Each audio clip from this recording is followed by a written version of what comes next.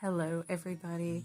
I have recently written and released an ebook called 50 Mistakes That I Would Not Make as a Gardener or Farmer Again, and I attached that to my email list. It's completely free, so if you want a copy, just go sign up for the email list and you can get the whole thing.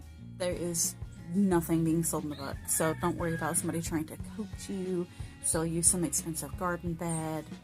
None of that. That's not going to happen. Now that you know what it is, I would like to start a series where I take all of these items and I turn each and every one of them into videos. And hopefully I'll have all these videos out over the next 12 months.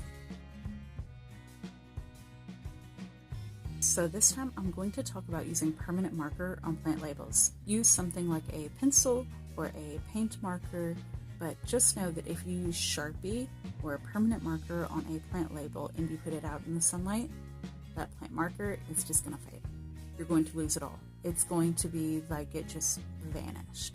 So if you are putting 50 varieties of tomatoes in the garden, do not rely on that permanent marker.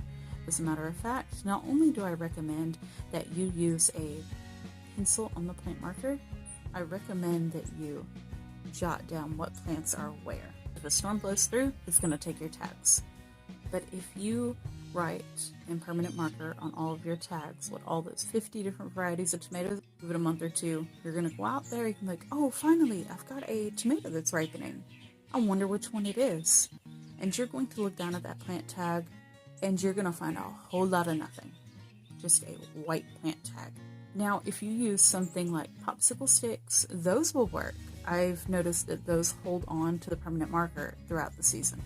But the problem with popsicle sticks is that it kind of bleeds, and over time those will naturally begin to decompose. So you'll see stuff like moss or fungal growth on them, and they will start to deteriorate.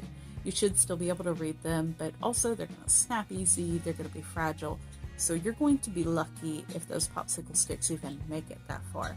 So all in all, plastic plant tags, write in pencil. Don't forget to go down in the comments and sign up for the newsletter, because if you do that, you can actually get the entire ebook delivered right to your inbox. So you can just kind of browse through that and see what applies to you. And don't forget to join the Facebook group. Once it gets larger, I would love to start hosting some seed trades. I feel like that would be a lot of fun. Bye, everybody.